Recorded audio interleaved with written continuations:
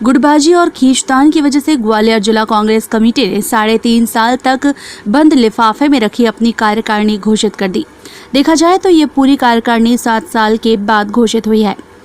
कार्यकारिणी में सभी को शामिल कर असंतोष को खत्म करने की कोशिश की गई है। कार्यकारिणी में 328 लोगों को शामिल किया गया है, जिसमें उपाध्यक्ष 46, महामंत्री 104, सचिव 165 और सदस्य के रूप में 13 कार्यकर्ताओं को शामिल किया गया है। शहर जिला कांग्रेस अध्यक्ष देवेंद्र शर्मा का कहना है कि कार्यकारिणी घोषित करने में समय जरूर लगा है, लेकिन उन कार्यकर्ताओं को मौका दिया गया है जो पार्टी के कार्यक्रमों में लगातार अपनी उपस्थिति दर्ज कराते रहते हैं।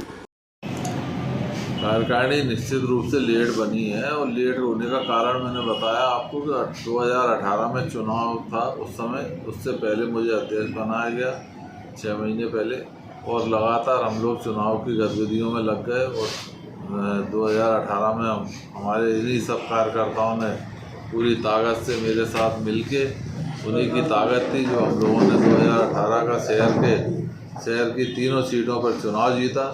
उसके बाद 2019 में लोकसभा आ गई, सब लोग उसमें लग गए, लोकसभा का चुनाव निपटाया। उसके बाद जो षड्यंत्र रचा गया कांग्रेस पार्टी में अंदर रह के, जिन लोगों ने षड्यंत्र रच के सरकार गिराई, उनकी वजह से फिर उपचुनाव हुआ। उपचुनाव में फिर कांग्रेस के हमारे 2 विधायक जो गए थे, उनमें से एक विधायक हम लौटा के अपने फिर जीते शहर में। इस तरह ये जो है पूरी 4 साल में एक न एक ऐसी स्थितियां बनती गई जिसकी वजह से कार्यकारिणी लेट हुई। लेकिन आज 2023 की लड़ाई के लिए कार्यकर्ता फिर तैयार खड़ा है और कार्यकर्ता को सम्मान देना आवश्यक था, इसलिए हमने ये जो है कार्यकारिणी अभी घोषित की है। क्योंकि कार्यकर्ता निरंतर 7 साल से बिना कोई पद प्राप्त करे और कांग्रेस का झंडा उठा के इस लड़ाई को लड़ रहा था। जो विरोधी लोग कहते हैं कि कार्यकारिणी इतनी लंबी बना दी, तो विरोधियों के पास तो क्या है कि चंद लोग हैं। ये कांग्रेस समुद्र है, कांग्रेस में कार्यकर्ताओं की भरमार है। तो इनके पास इनने तो ना तो आज़ादी की लड़ाई लड़ी, ना इनने जो है ऐसे कोई आंदोलन किए जो देश के लिए किए हों। कांग्रेस एक आंदोलन है, और कांग्रेस में हमेशा कार्यकर्ताओं की भरमार रही है। ये एक समुद्र है, और समुद्र को गागर कहते हैं ना, गागर में सागर भरने वाली बात। तो ये कार्यकारिणी इसलिए सबको सम्मान देने का प्रयास किया गया है और सबको संतुष्ट करने का, उसमें निश्चित रूप से जो है बड़ी बन जाती है कार्यकारिणी। दरअसल कांग्रेस संगठन और विधायकों के बीच सामंजस्य न होने की वजह प्रदेश के बड़े नेता भी बताए जा रहे हैं, लेकिन ज्योतिरादित्य सिंधिया के कांग्रेस छोड़ने के बाद ग्वालियर में सबसे ज्यादा प्रभाव दिग्विजय सिंह का ही रहता है। हालांकि प्रदेश अध्यक्ष कमलनाथ भी निरंतर संपर्क बनाए हुए हैं, लेकिन दिग्गी राजा कार्यकर्ताओं से व्यक्तिगत मुलाकात करते रहते हैं। जैसे ही दिग्विजय सिंह को ग्वालियर चंबल अंचल की जिम्मेदारी दी गई, जिला कांग्रेस ग्वालियर ने भी अपनी कार्यकारिणी घोषित कर दी। कहीं न कहीं ज्योतिरादित्य सिंधिया के शहर ग्वालियर में दिग्विजय सिंह अपने समर्थकों की एक बड़ी टीम खड़ी करना चाहते हैं। हालांकि पूरी कार्यकारिणी सभी नेताओं के समर्थकों को जोड़ा गया है।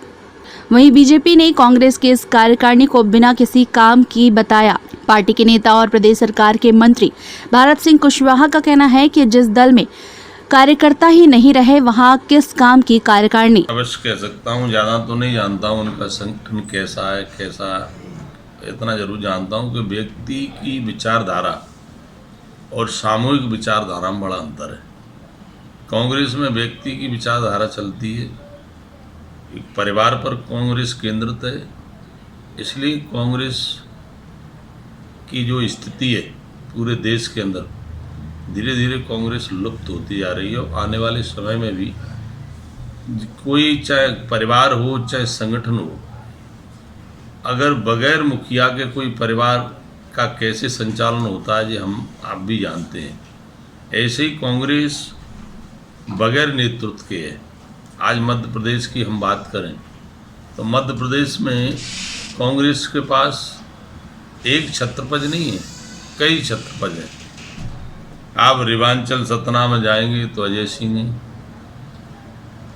और आप छिंदवाड़ा की तरफ जाएंगे तो कमलनाथ जी हैं ही, आप रावगढ़ की तरफ जाएंगे तो दिग्विजय सिंह जी हैं।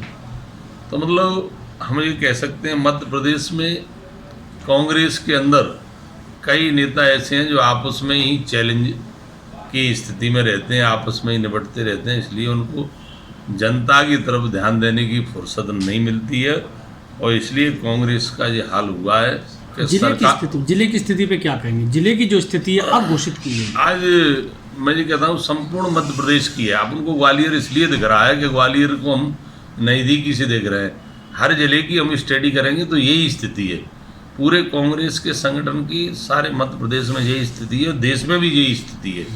अगर उनने कोई अध्यक्ष बना दिया है तो कहीं कार्यकारी अध्यक्ष बना देते हैं, कहीं एक और अध्यक्ष बना, 3 अध्यक्ष काय का संगठन। जब एक नेतृत्व की इस दल में स्वीकारता नहीं हो संगठन स्तर पर, वो दल कैसा हो सकता है आप समझ सकते हैं। इसलिए कोई विचारधारा नहीं है वहाँ, व्यक्ति विशेष की है जो उनके एक परिवार के नज़दीक रहेगा, एक परिवार की परिक्रमा करता रहेगा, वही व्यक्ति बनता रहता है। इसलिए वहाँ कार्यकर्ता भी धीरे धीरे कांग्रेस से किनारा कर रहे हैं, क्योंकि कार्यकर्ता उसी दल में पनपता है जहाँ कार्यकर्ता की बात सुनी जाती है, जहाँ कार्यकर्ता को मौका मिलता है। कांग्रेस कार्यकर्ता आधारित दल नहीं है। कांग्रेस हम ये कह रहे हैं एक छत्रपतियों का वो संगठन है, 4-10 लोगों का संगठन है, वही अपना विकेंद्रीकरण वो करते रहते हैं। कार्यकर्ता उससे पूरी तरह कांग्रेस से अलग हो चुका है, टूट चुका है। इसलिए कांग्रेस की यह कार्यकारिणी आगामी विधानसभा और नगरीय निकाय चुनाव को देखते हुए की गई है।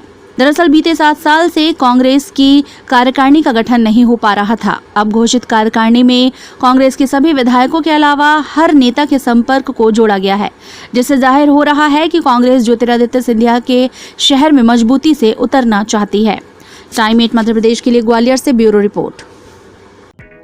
मैं हूं सीमा वर्मा और आप देख रहे हैं टाइम 8 मध्य प्रदेश। अगर अब तक आपने टाइम 8 मध्य प्रदेश को सब्सक्राइब नहीं किया है तो टाइम 8 मध्य प्रदेश को सब्सक्राइब कर लीजिए, यह आपका अपना चैनल है। इसके साथ ही चैनल को लाइक, फॉलो और शेयर करना बिल्कुल मत भूलिए। हमें हमेशा इंतजार बना रहता है आपके कमेंट्स का।